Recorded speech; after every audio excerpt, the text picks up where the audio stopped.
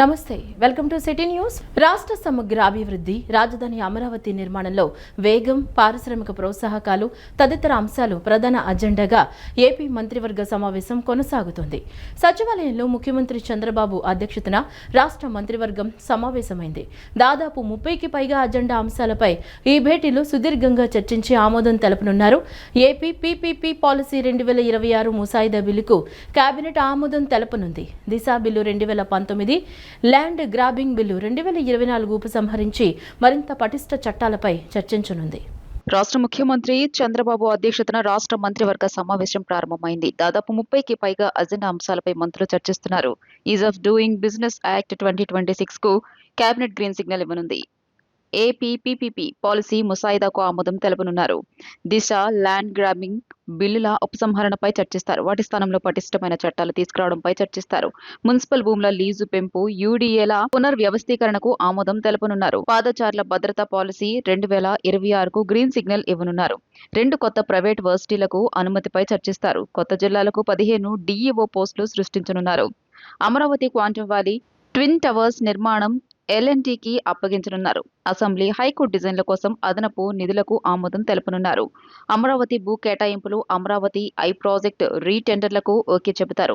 Textiles పాలసీలో సవరణలు, పారిశ్రామిక మౌలిక సదుపాయాలపై చర్చిస్తారు.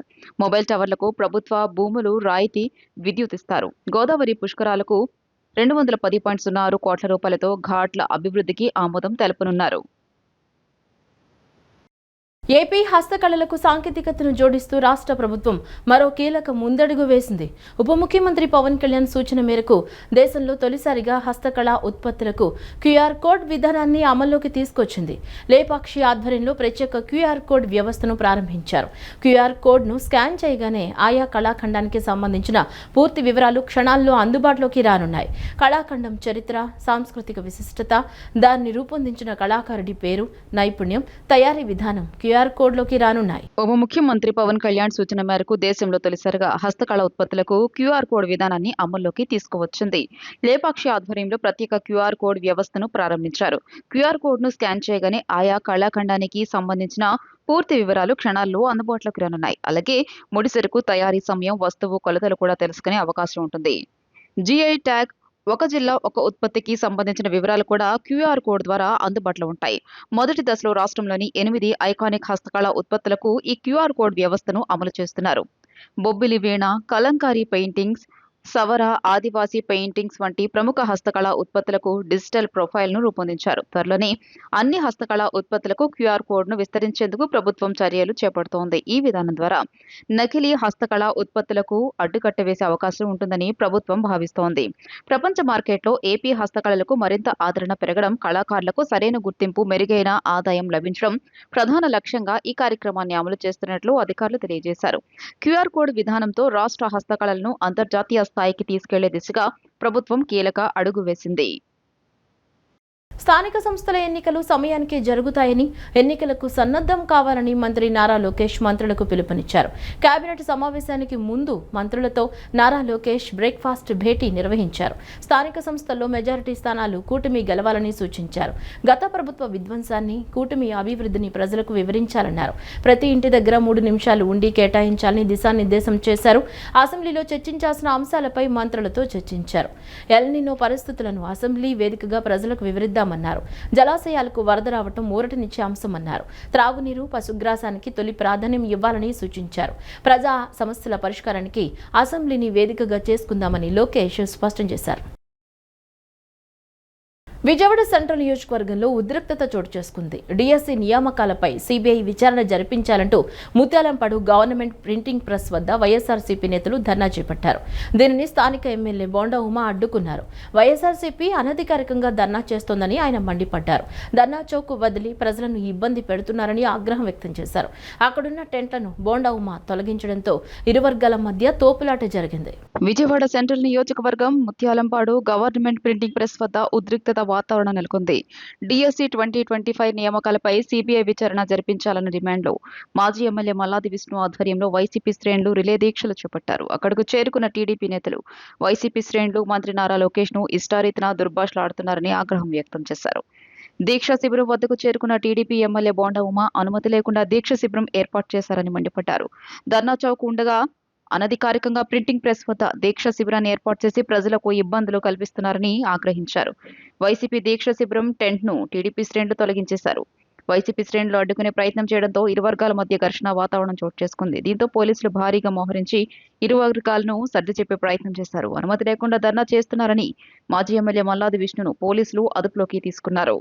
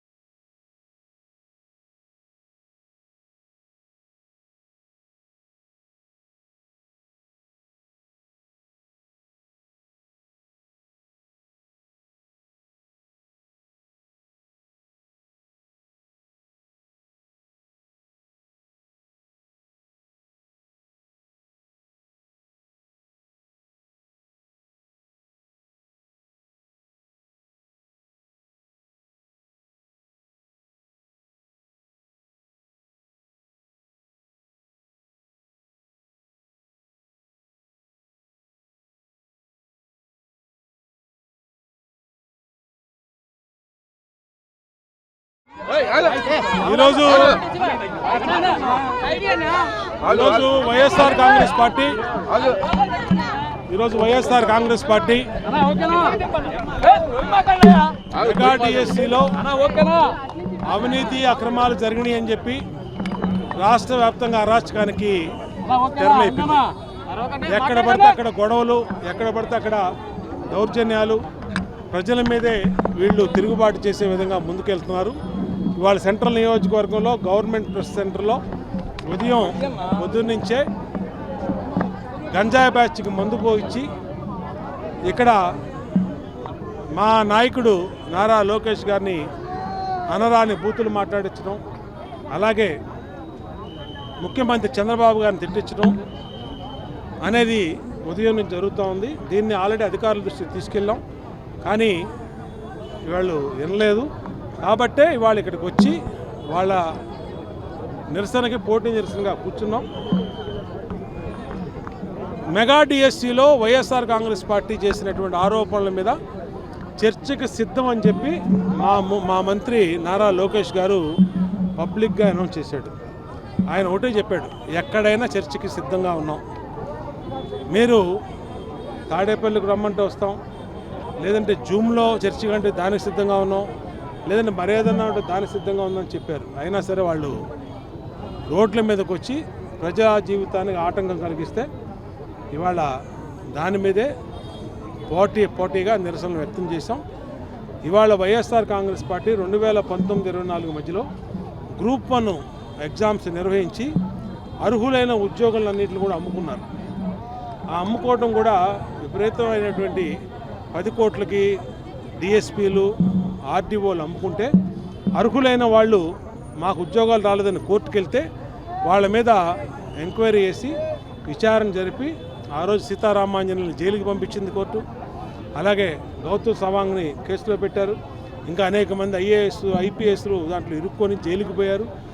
ఇన్ని రకాలుగా మీ ప్రభుత్వంలో జరిగిన అవకతవకల్ని మా మీద చుట్టాలంటే కుదిరే ప్రసక్తి లేదు. చట్టబద్ధంగా వైసీపీ ధర్నా చేసుకోవాలనుకుంటే ధర్నా చౌక్ ఉంది, దాంట్లో చేసుకోండి. నిరభ్యంతరంగా ఎవ్వరికి అభ్యంతరం లేదు. మీ నిరసనని అక్కడ వ్యక్తం చేయమని తెలియజేస్తాం. పెరిగిన తారు ధరలను దృష్టిలో ఉంచుకుని కాంట్రాక్టర్లకు ధరల సవరణకు ముఖ్యమంత్రి చంద్రబాబు వెసులుబాటు కల్పించారని 40 లక్షల రూపాయల లోపు పనులకు ఈ అవకాశం కల్పించినట్లు మంత్రి బీసీ జనార్దన్ రెడ్డి తెలిపారు. 2,500 కోట్ల రూపాయలతో చేపట్టిన 6,061 కిలోమీటర్ల పనుల్లో ఇప్పటికీ 53% పూర్తయ్యాయని, పెండింగ్ పనులు వేగంగా పూర్తి చేయాలని ఆదేశించారు. విజయవాడలోని ఆర్ఎన్బి ఈఎన్సీ కార్యాలయంలో ఇంజనీర్లతో సమీక్ష సమావేశం నిర్వహించారు. ఈ సందర్భంగా ఆర్ఎన్బి రోడ్ల అభివృద్ధి పనులు అందరికీ తెలిసేలా వాచ్ ఏపీ రైజ్ అనే అధికారిక యూట్యూబ్ ఛానల్ను ప్రారంభించారు. ఈ సందర్భంగా మంత్రి మాట్లాడుతూ ఆర్ఎన్బి శాఖ అధికారులు కష్టపడి పనిచేయడం వల్లే ప్రజలు సురక్షితంగా, సౌకర్యవంతంగా రహదారులపై ప్రయాణిస్తున్నారని ఆయన పేర్కొన్నారు. శాఖ అధికారులు చేస్తున్న సేవలను ప్రజలకు తెలియజేయడంతో పాటు రాష్ట్రంలో చేపడుతున్న రహదారి అభివృద్ధి కార్యక్రమాలపై అవగాహన కల్పించేందుకు ఈ యూట్యూబ్ ఛానల్ ఉపయోగపడుతుందని తెలియజేశారు. రాష్ట్రంలో కూటమి ప్రభుత్వంలో సీఎం చంద్రబాబు నాయుడు నాయకత్వంలో గతంలో ఎప్పుడూ లేని విధంగా రహదారుల అభివృద్ధి అత్యంత ప్రాధాన్యత ఇస్తున్న క్రమంలో క్షేత్రస్థాయి అధికారులు మరింత కష్టపడి పనిచేయాలని అధికారులను ఆదేశించారు. రాష్ట్రంలో రహదారుల అభివృద్ధి పనులను వేగవంతం చేయడంతో పాటు పెండింగ్ ప్రాజెక్టులను త్వరితగతిన పూర్తి చేయాలని మంత్రి సూచించారు. రాష్ట్రంలో మొత్తం 45,433 కిలోమీటర్ల ఆర్ఎండ్బి రహదారులు ఉండగా వాటిలో 10,238 కిలోమీటర్ల రహదారుల అభివృద్ధి చేపట్టాల్సి ఉందని మంత్రి వెల్లడించారు. వార్షిక నిర్వహణ కార్యక్రమంలో భాగంగా 22,602 కిలోమీటర్ల గుంతల రహిత రహదారులు అభివృద్ధి పనులను వేగవంతం చేయాలని అధికారులను ఆదేశించారు. శ్రీ దుర్గా మల్లేశ్వర స్వామి వార్ల దేవస్థానంలో శ్రీ కనకదుర్గమ్మకు విజయవాడ నగర పోలీస్ శాఖ తరపున ఎన్టీఆర్ జిల్లా పోలీస్ కమిషనర్ ఎస్వి రాజశేఖర్ బాబు కుటుంబ సభ్యులు, పోలీస్ అధికారులు, సిబ్బంది కుటుంబ సభ్యులతో కలిసి నిన్న ఆషాఢ సారె సమర్పించారు.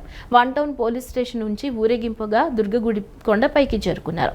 ఆలయ ఈవో వికేసి నానాయక్, చైర్మన్ బొర్రా రాధాకృష్ణ వారికి ఆలయ మర్యాదలతో స్వాగతం పలికి అమ్మవారి దర్శనం కల్పించారు. అనంతరం మహామండపం 6వ అంతస్తులో ఏర్పాటు చేసిన పూజా వేదిక వద్ద అమ్మవారికి సారె సమర్పించారు. ప్రతి సంవత్సరం ఆషాఢ మాసంలో ప్రజలు మరియు పోలీసు కుటుంబాలు ఆనందంగా మరియు సుభిక్షంగా ఉండాలని ఎన్టీఆర్ జిల్లా పోలీసుల ఆధ్వర్యంలో విజయవాడ శ్రీ కనకదుర్గమ్మ అమ్మవారికి చీరా సారెను సమర్పించడం జరుగుతోంది. ఈ ఏడాది కూడా ఆషాఢ సారె కార్యక్రమాన్ని పోలీసులు ఘనంగా నిర్వహించారు.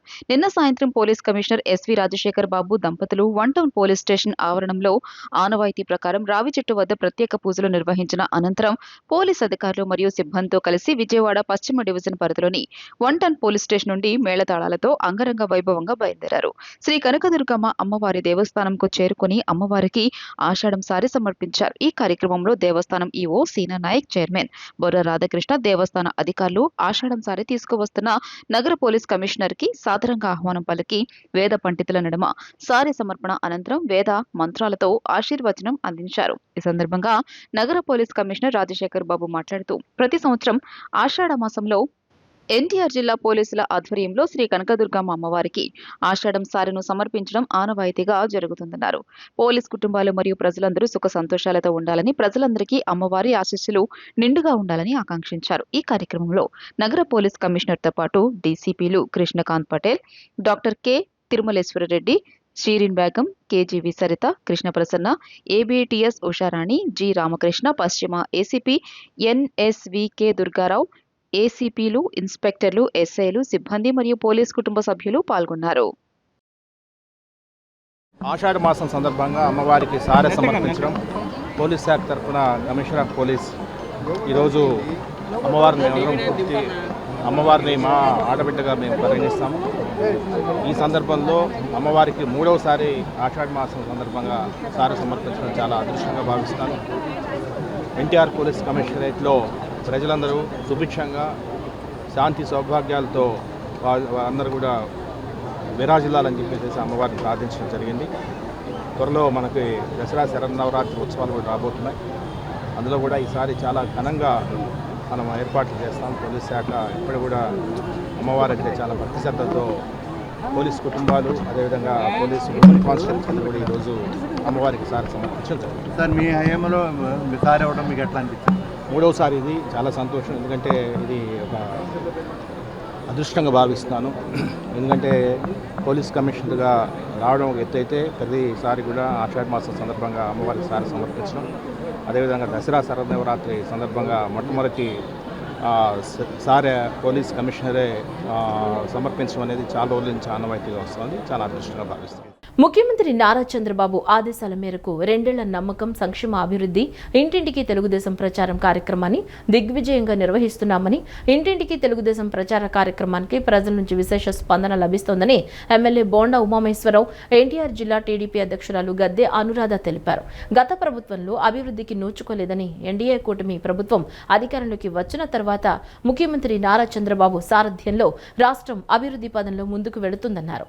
అభివృద్ధి, సంక్షేమం 2 కళ్లుగా కళ్ళుగా పాలన సాగుతుందని, ప్రజలకు కూటమి ప్రభుత్వం ఎప్పుడూ అండగా ఉంటుందని స్పష్టం చేశారు. 36వ డివిజన్ సీతన్నపేట వంగవీటి రంగ విగ్రహం వద్ద నుండి 2 ఏళ్ల నమ్మకం, సంక్షేమం, అభివృద్ధి, ఇంటింటికి తెలుగుదేశం ప్రచార కార్యక్రమం నిర్వహించారు. ఈ కార్యక్రమంలో ప్రభుత్వ విప్ సెంట్రల్ నియోజకవర్గ శాసనసభ్యులు బోండా ఉమామహేశ్వరరావు, ఎన్టీఆర్ జిల్లా తెలుగుదేశం పార్టీ అధ్యక్షురాలు గద్దె అనురాధ పాల్గొని రాష్ట్రంలో కూటమి ప్రభుత్వం అధికారంలోకి వచ్చిన తర్వాత 2 ఏళ్లలో జరిగిన అభివృద్ధిని వివరించే కరపత్రాలను ఇంటింటికి వెళ్లి అందజేశారు.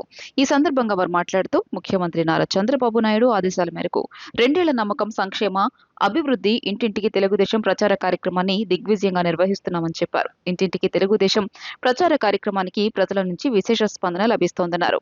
గత ప్రభుత్వంలో అభివృద్ధికి నోచుకోలేదని, ఎన్డీఏ కూటమి ప్రభుత్వం అధికారంలోకి వచ్చిన తర్వాత ముఖ్యమంత్రి నారా చంద్రబాబు నాయుడు సారథ్యంలో రాష్ట్రం అభివృద్ధి పథంలో ముందుకు వెళ్తోందని చెప్పుకొచ్చారు. అభివృద్ధి, సంక్షేమం 2 కళ్లుగా పాలన సాగుతోందని, ప్రజలకు కూటమి ప్రభుత్వం ఎప్పుడూ అండగా ఉంటుందని స్పష్టం చేశారు.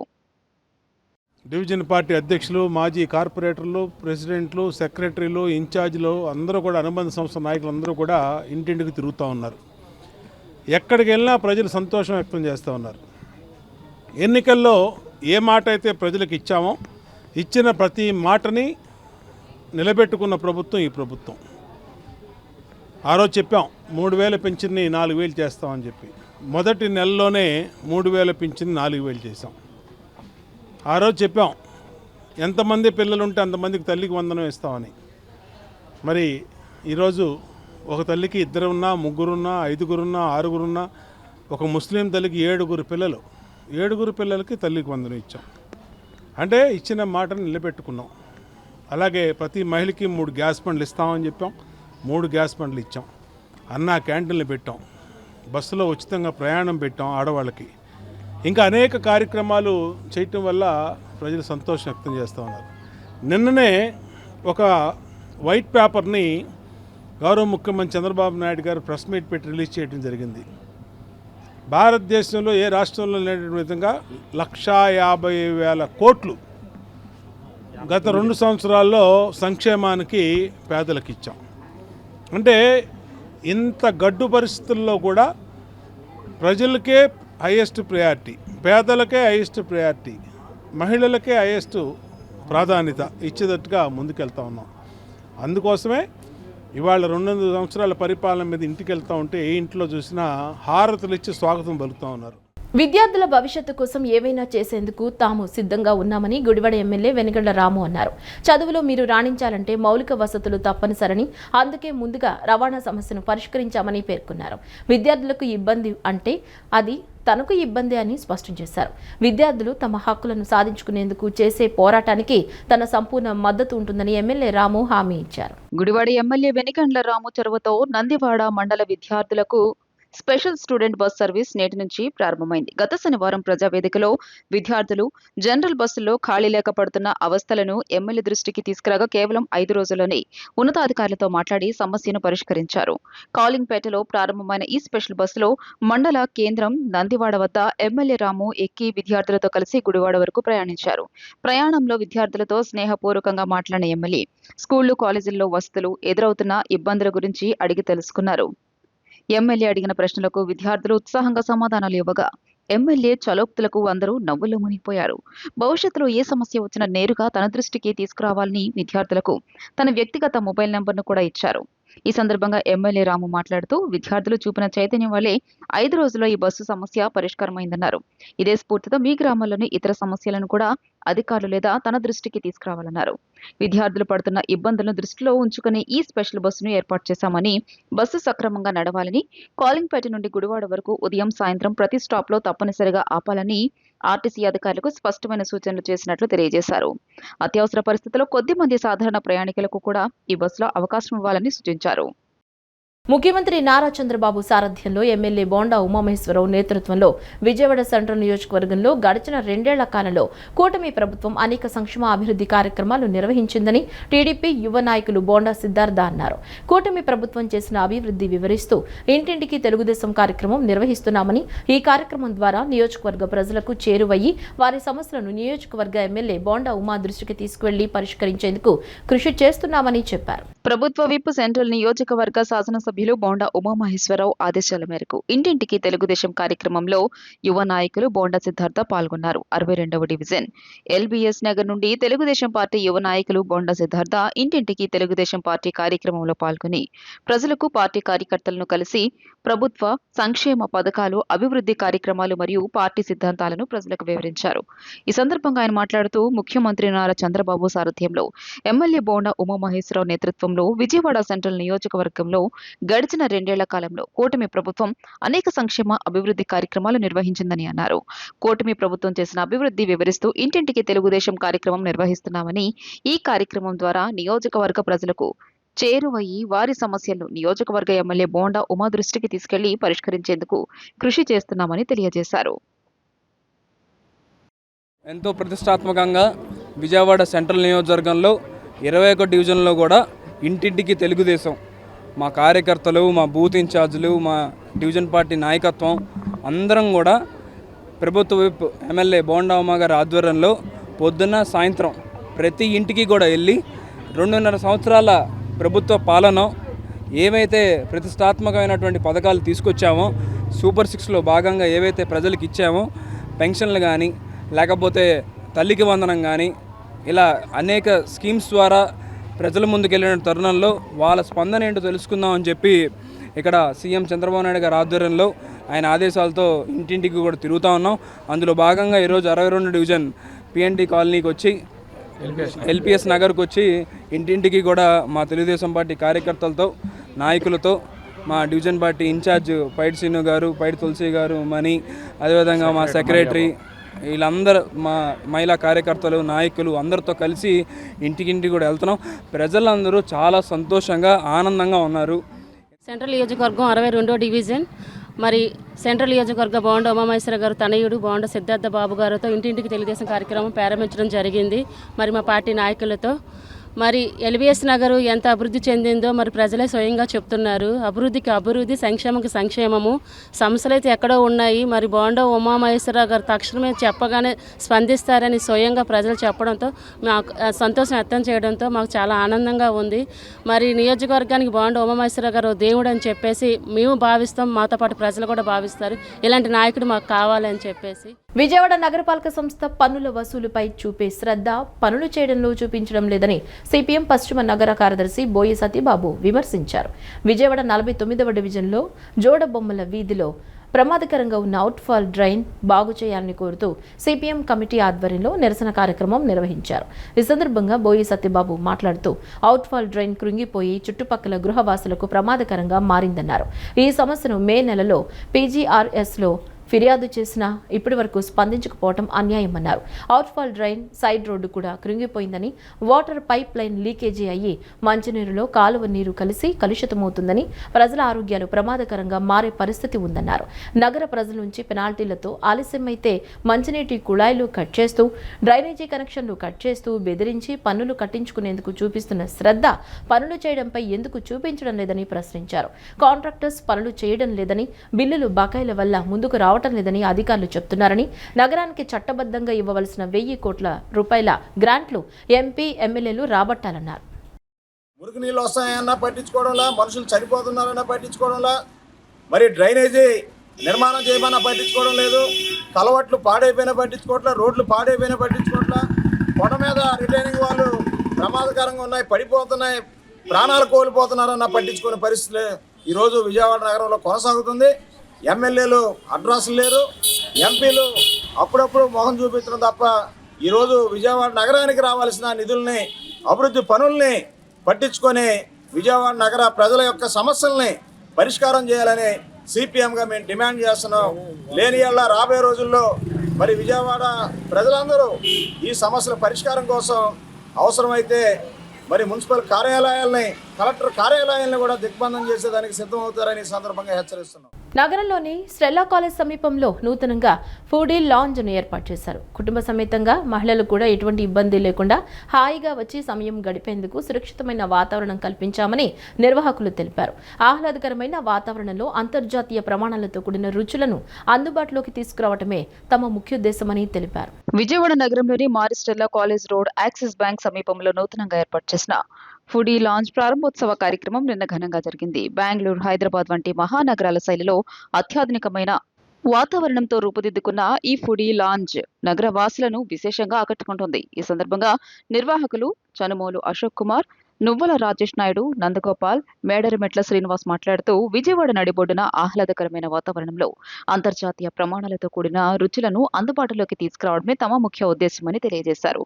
దాదాపు 20 ఏళ్ల సుదీర్ఘ అనుభవం కలిగిన నందగోపాల్ భాగస్వామ్యంతో వావ్ చాయ్, రెండవ బ్రాండ్స్తో పాటు అంసా కిచెన్ వంటి వివిధ కౌంటర్లను ఇక్కడ ప్రవేశపెట్టినట్లు తెలియజేశారు. ఈ లాంజ్లో నాణ్యత, పరిశుభ్రతకే మొదటి ప్రాధాన్యత ఇస్తున్నామని నిర్వాహకులు స్పష్టం చేశారు.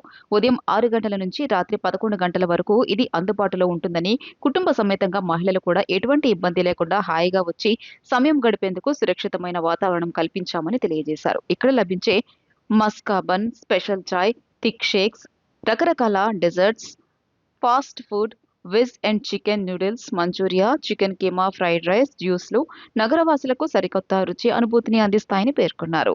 నగర ప్రజలందరూ ఈ ఫుడీ లాంజ్ను సందర్శించి తమను ప్రోత్సహించాలని నిర్వాహకులు కోరారు. ఈరోజు మేము ఫస్ట్ బ్రాంచ్ ఓపెన్ చేసాము, అంసా కిచెన్. ఇది వచ్చేసి ఫుడ్ లాంజ్లో ఓపెన్ చేసాము. మొత్తం 4 ఉంటాయండి. సో అంసా కిచెన్లో వచ్చేసి మేము క్వాలిటీ అండ్ హైజీనిక్ మెయింటైన్ చేస్తాము. దీనిలో ఫాస్ట్ ఫుడ్ అండ్ నూడిల్స్ ఉంటాయి.